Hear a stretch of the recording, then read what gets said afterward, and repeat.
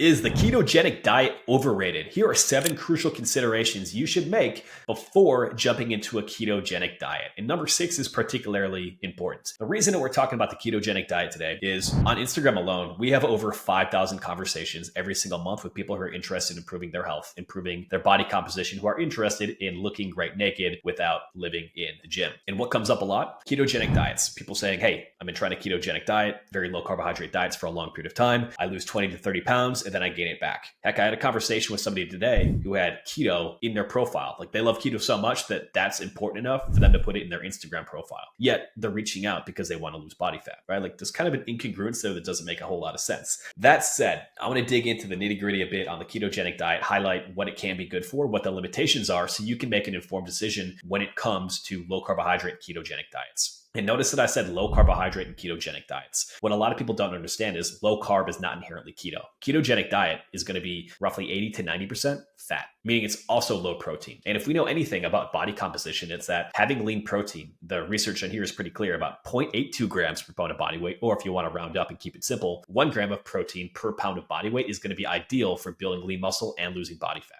And so if we're following a diet that is inherently also limiting protein, it's going to have some limitations for what it can do for body composition. And so that's an important consideration, especially in a day now where people market everything as low carb as ketogenic. We see it on everything from pancakes to protein bars to everyone using that keyword in their Instagram profiles when they're naming what type of diet that they're doing, trying to latch on to the consumer nature and the marketing prowess of the word versus actually doing something that's keto. Stuff drives me absolutely nuts. So here's what we need to understand about keto, what potential benefits can be. The ketogenic diet has had some interesting research that indicates it may help treat autoimmune issues. It may prevent epileptic seizures, and it may even starve some cancer cells. Interesting. I'm not an epidemiologist. I'm not a cancer researcher, so I'm not going to go in depth on those things, but the research has said, hey, this could be a potential use of it. That is great. Many diets have very specific uses in which they can be applied. But when the issue becomes, people will take a particular diet and they will apply it as a magic panacea across the board for every single goal. And that's where people run into issues. The reality is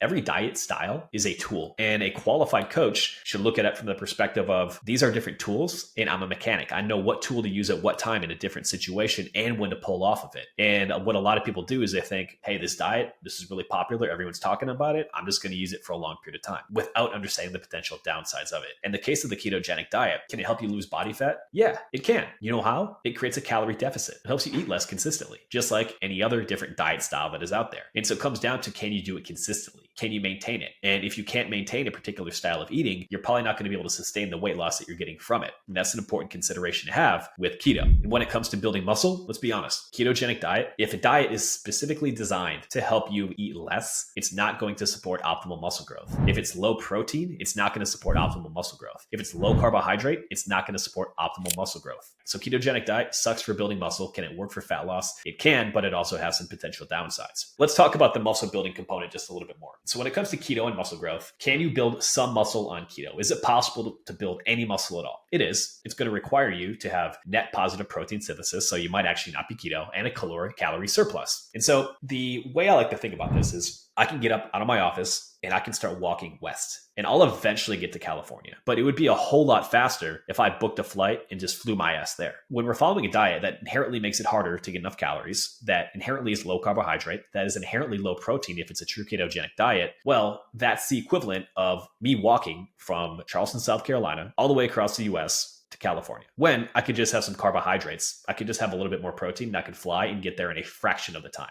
That's what happens a lot of times when people follow a diet that is not optimally designed for what their specific goal is, because they view it as a magic panacea or they've fallen prey to some shitty marketing that is out there. So that's what we need to consider from that muscle building process. When it comes to the types of training that we're focusing on for building lean muscle, we have to consider when it comes to building muscle, we are taxing our body's anaerobic system. We are taxing our body in a way where it generally needs to store more muscle glycogen, carbohydrates directly in the muscle itself to continuously generate force, to have repeated effort against weight, to lift heavier weights for more reps and be able to sustain performance. Not to mention that carbohydrates, specifically after a workout, can buffer and reduce cortisol, your body's primary stress hormone, and jumpstart the muscle building process while also helping drive nutrients into the cells. And so you can see from those components that ketogenic diet on that component, if it's inherently lower carbohydrate, is not going to support optimal muscle building training because it's not the best fuel source for it. It's not going to help support buffering cortisol, which is elevated upregulated, your body's primary stress hormone, after training, and it's not going to necessarily support driving the nutrients that we need into a cell to optimize that recovery process to really help you build the muscle that you're looking for. Now, let's talk about keto and using fat as a fuel source. Okay. So there's some evidence that a ketogenic diet can work pretty well for endurance. And so the thought process with ketogenic diets and endurance is if you have somebody who's doing a long-term endurance event, let's say a marathon,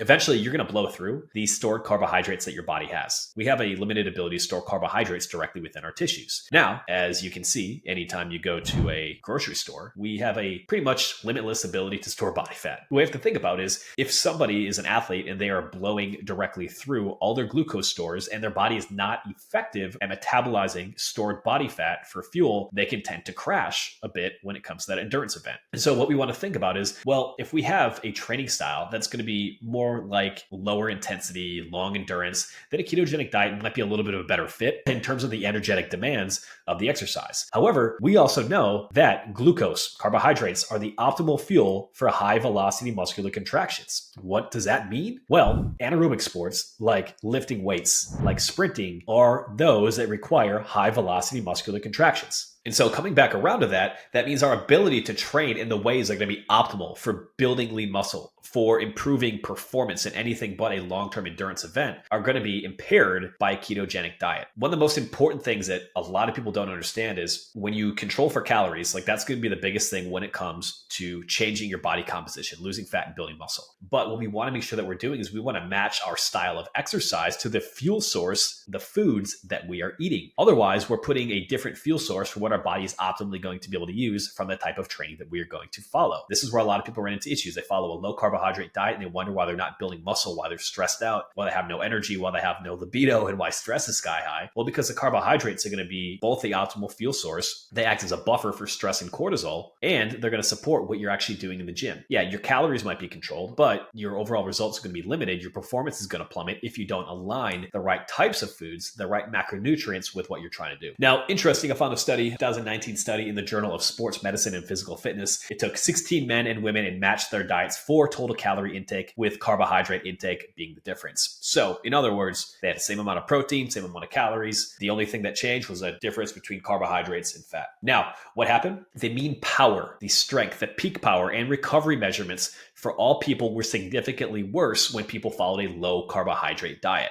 So they were weaker, they generated less power, they didn't recover as well with a low carbohydrate diet. What does that tell you? It tells you that it's not going to be an ideal type of training for the performance that most people are looking to have, especially if they're looking to optimize sport performance and anything that's not going to be a long-term, slow endurance type event. And they're not going to optimally get jacked and look great naked, which is important. So that's what we need to consider. Now, I mentioned previously, right? Like keto being a low protein diet. I just want to reinforce this point again. Technically, a ketogenic diet is going to be, again, like at least 75, 80, even 90% of your calories. When this happens, when you don't have enough protein and you don't have enough carbohydrates, that's going to cause issues. One of the mechanisms or one of the beliefs around ketogenic diet being better for cancer cell prevention is the idea that when we're not increasing protein, we're not increasing growth with things like carbohydrates and fats, then we don't increase what's called mTOR, which is a primary muscle building signal that happens. And so by not keeping mTOR elevated, or by not elevating mTOR, overall cell growth is going to go down. And inherently that same mechanism, which again could theoretically lead to slower cancer cell growth, also means it's going to slow down the growth of any other tissue, like the biceps that you're trying to build. And so it's like understanding these nuances and why it's important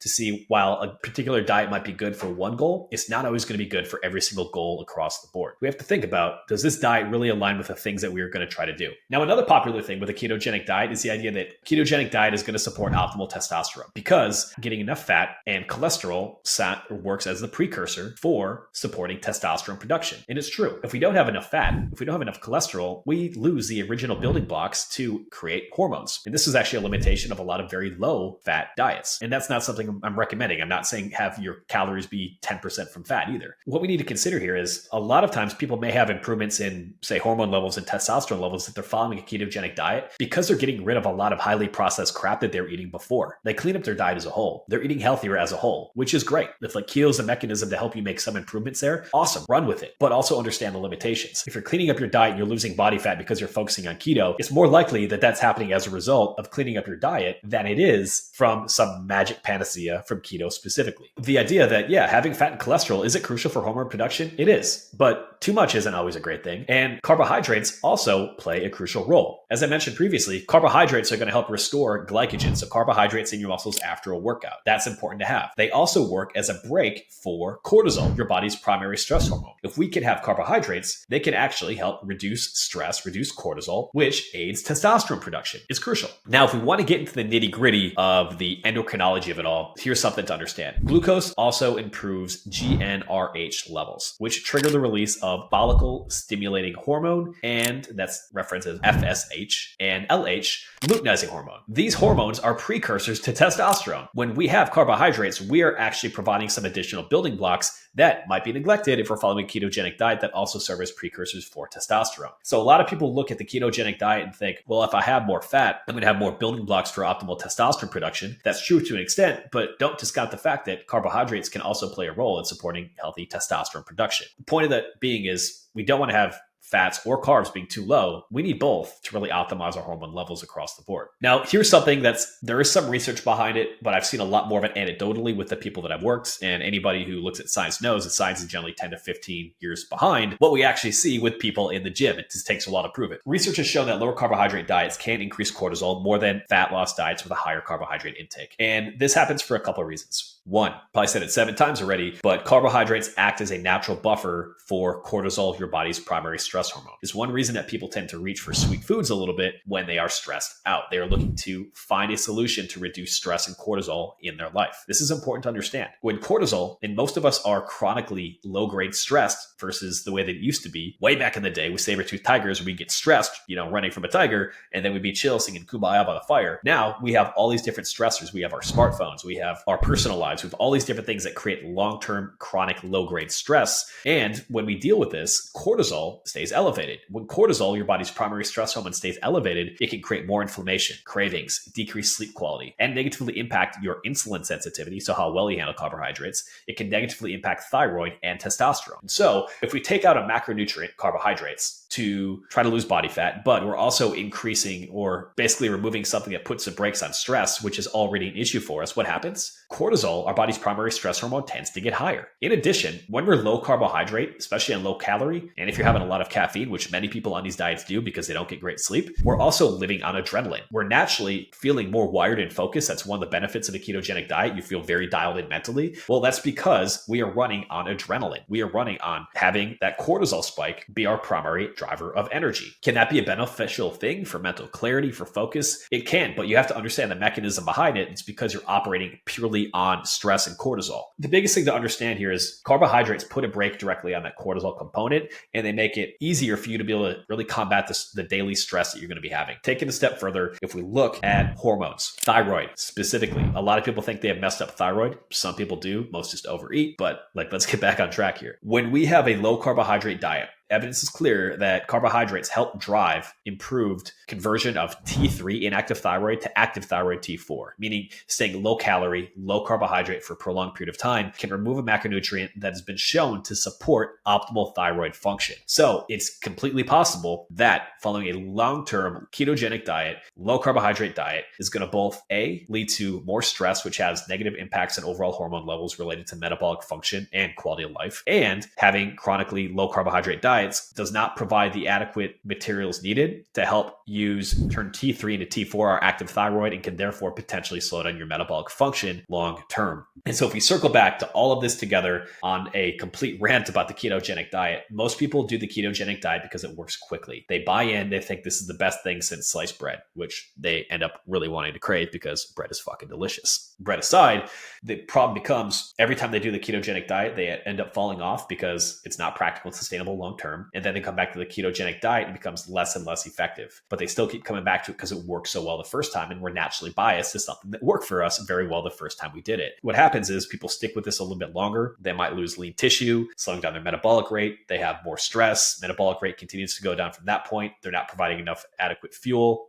for thyroid function. And pretty soon you have all these things that create a metabolic nightmare that prevent people from looking, feeling, and performing the way that they want. And that's the issue that happens with the ketogenic diet. It's not that it's a bad diet across the board. It's that most people misuse it. They use it way too long and for circumstances that aren't going to be optimized with it. Understand the ketogenic diet, like any diet, it can have its place, but it's not a magic panacea. And if we want to summarize it, it robs you of the ideal fuel source needed to build lean muscle. While it might support some weight loss, long-term, there can be some downstream effects that impact your overall metabolic function that need to be considered. In addition, it's going to make it more difficult to improve or to consume adequate calories, such as protein, to build lean muscle, which, as we know, is absolutely crucial if we want to build lean muscle and look great naked. And then finally, if you are chronically stressed, many of us are not getting enough sleep, a lot of stress from our personal and professional lives, this can naturally exacerbate it, which cause a plethora of issues also related to metabolic function, but also cravings and long-term health. Ketogenic diet, can you use it? Yes, but just beware of the downstream effects. Now, if you want a practical, sustainable way to be able to lose fat and keep it off, all you need to do, go to bachperformance.com/coaching or reach out to me on Instagram at bachperformance and send me the keyword lean. I will show you a sustainable, practical way to leverage low carbohydrate diets because they can work, but also how to pivot and cycle off of these diets so you can lose fat and keep it off, just like we teach inside of the Look Great Naked protocol. All right. Thank you for being here. Make sure not only that you send that message, but head over to Apple, head over to Spotify, wherever you listen to podcasts, drop us a quick 5-star review because that is how we keep this show free of advertisements and that is how we get in front of more people. All right. Have a great day. I'll talk to you on the next one. Did you find this helpful? If so, pound that like button and hit subscribe. Now, if you want a free copy of our Chiseled Muscle Cheat Sheet, the no BS way to help you lose body fat and build lean muscle in 90 days, make sure that you go to the description below and download your free copy. Any questions? Drop them in the comments and can't wait to see you with the next video.